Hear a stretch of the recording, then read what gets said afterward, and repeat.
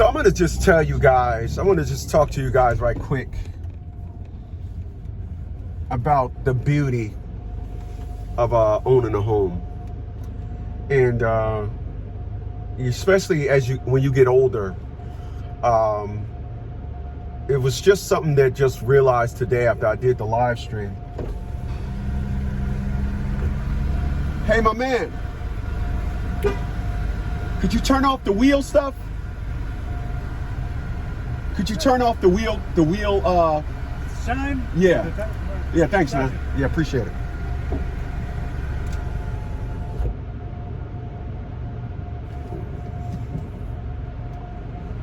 Shit, there's put more dirt on the car than clean.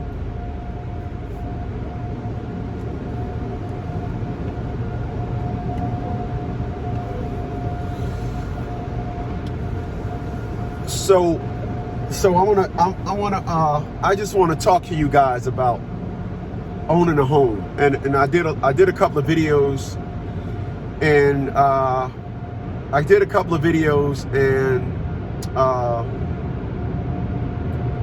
could never tell you guys enough about the couple of reasons why you want to own a home. The number one reason why you want to own a home is, hold on. So the number one reason why you want to own a home is because you don't have to worry about the influx in rental, the rental market. You don't have to worry about that.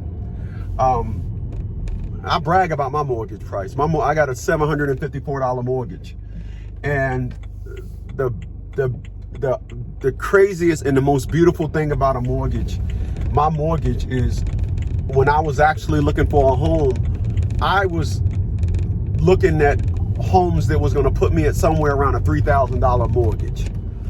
Under the context of, you're going to love this, as coming from the introvert, coming from the guy that don't have a washer and dryer in his house.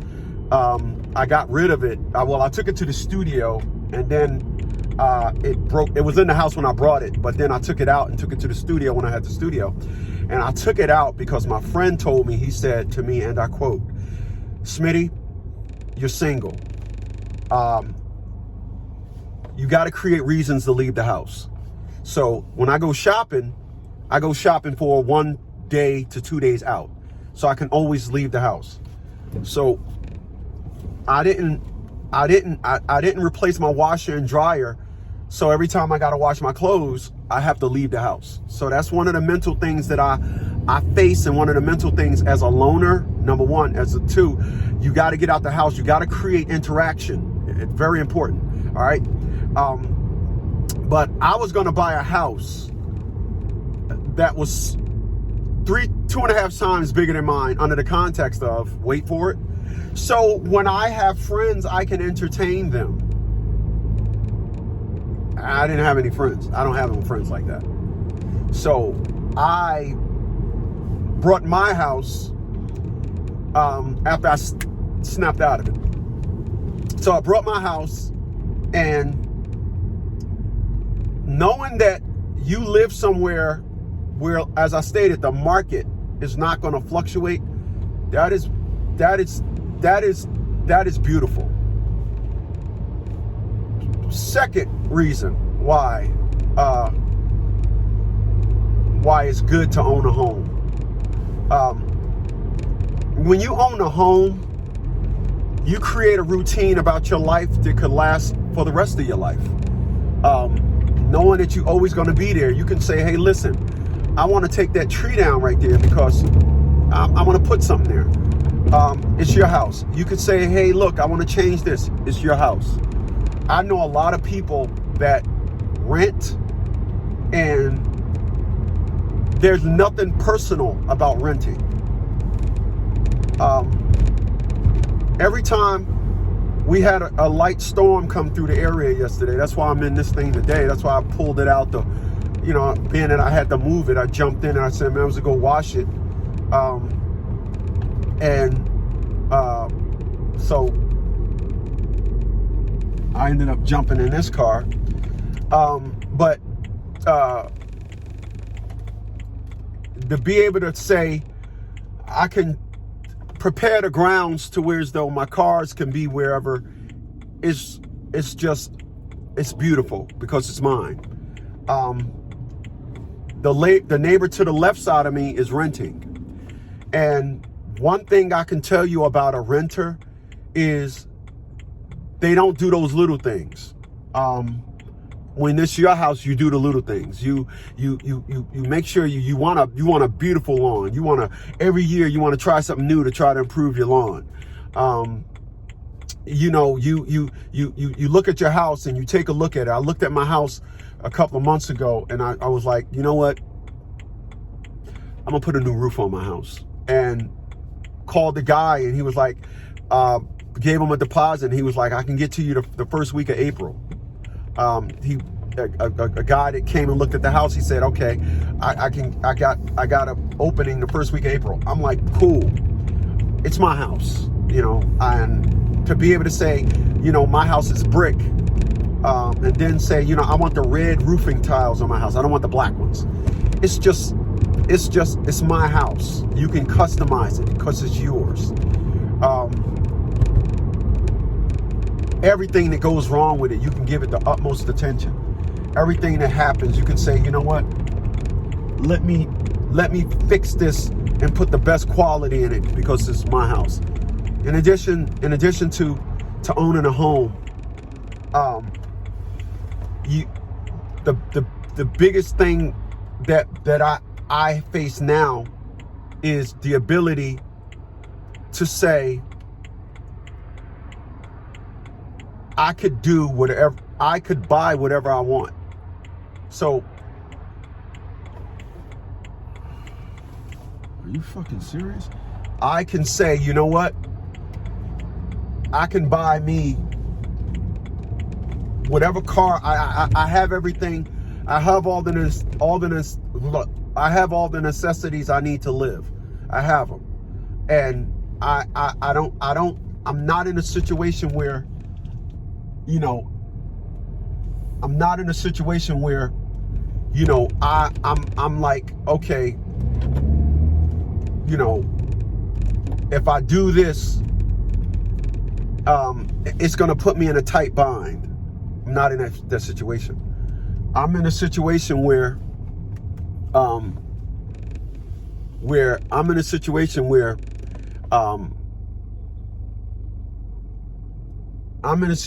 where I am like in the best situation possible because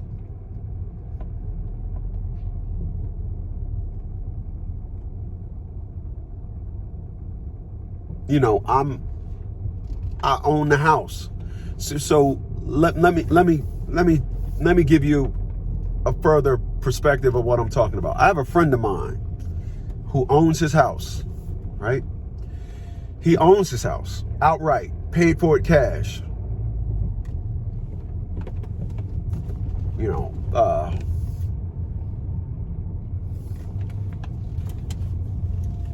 Big house, 6,500 square foot, beautiful home, millionaire.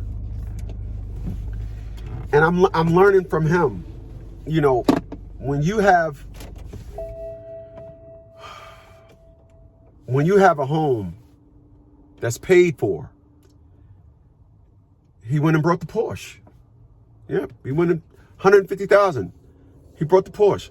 When you have secured your dwelling, when you have secured your place to live, there's a freedom that you get. Remember, I want y'all to remember something. For those that was with me, I had an apartment in the back of Todd Smith Studios. It was cool. And it was cool. And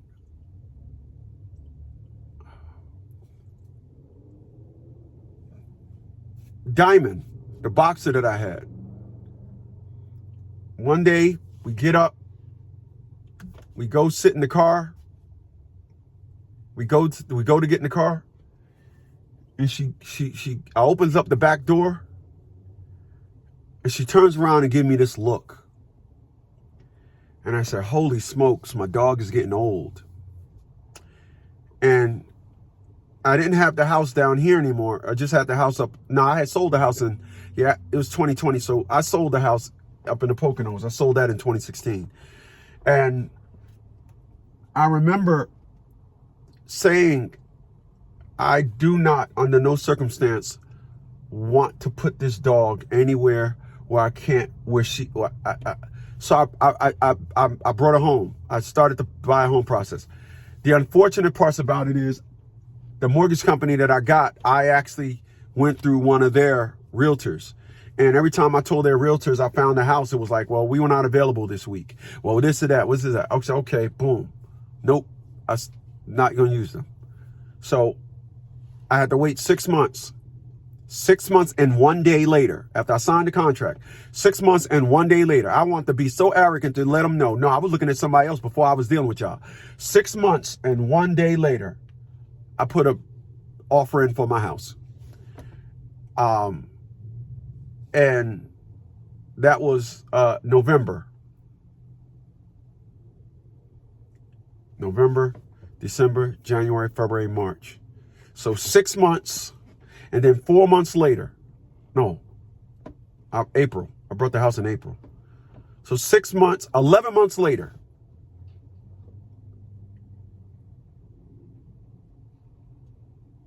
I brought the house in. I brought the house in April. Exactly 30, I closed on a house in April. Exactly 30 days later to the day, Diamond died. And I remember just, man, I was gone, man. I was crying my heart out because I had to put down, of course, the guy said, she wouldn't have made it through the night. She wouldn't have made it. She was breathing real. Boxers get tumors. She got a bunch of tumors and they just say, let them go. And,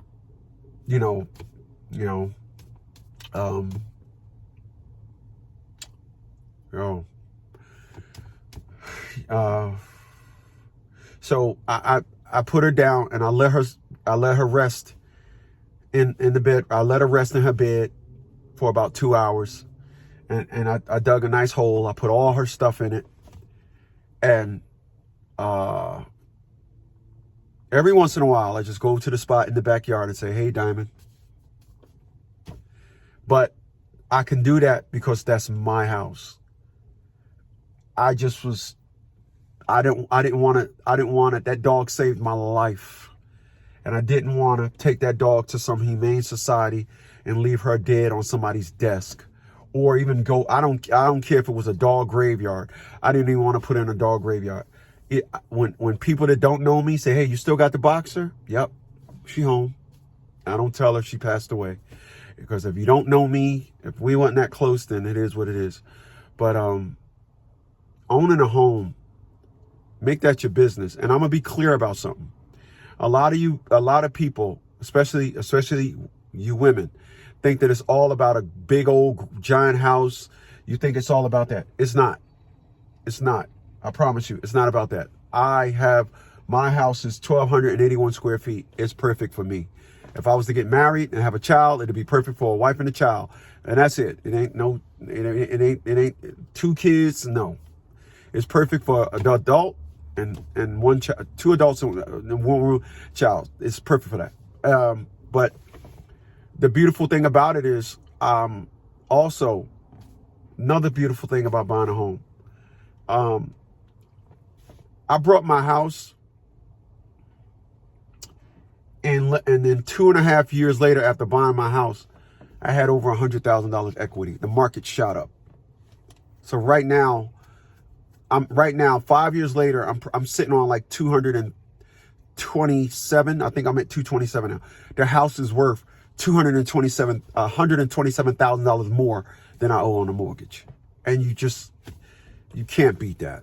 So, I'm not into the business of, I'm gonna tap it out, and I'm not doing that. It can stay where it's at, and the equity I'm talking about can stay where it's at, and and I'll figure out something to do with it. Maybe I'll get on my cocky and I don't know. But anyway, you own a house, and it's the best thing in the world when you own a house. I listen to people that are doing good in life and they don't own a house, and that's the empty void in their life. There's nothing personal about a one-family house. It's nothing. It's the best thing in the world is get your life together, buy some property. And like I said, you don't have to get nothing big and extravagant. If you have to go further out to get it, if you even have to go out in the country a ways to get it, something. Don't think that, the house got to be some big 5,000 square foot home. It don't. Like I said, mine's is 1,281 square feet. I love it. It's perfect. My backyard, I can put probably 2.5 of my houses in my backyard. My backyard goes that far back. And another thing, owning a garage. When you have a house, you got a garage, and it's the best feeling in the world. Is when you do work around the house, everything you need is in your garage. You just go in your garage and get everything. It's perfect. And so put that on your to-do list. Get with a mortgage, a realtor, get your credit pulled, see what you got to fix on to get a mortgage, get your income right. And if I could advise anybody when it comes to buying a house, stay well under your means. Not within, well under. Stay well under. Stay well under. I want to be clear about something. I know people that live in a studio apartment, and it works fine for them. It's shelter. It gives them a place to live. And then I know people that, I dated a woman one time, and she told me something. I want a 5-bedroom house in the Poconos like my sister. I said, a 5-bedroom house in the Poconos. Now, I'm not against 5-bedroom homes, but in the Poconos, that's a heating a large house. I said, you got to understand something. It costs a lot of money to heat a 5-bedroom home in the Poconos. She was like, oh, is that why my sister's house is always cold? Yes. Yeah. That's why your sister's house is always cold. So take heed to that, man. Catch you guys on the next one.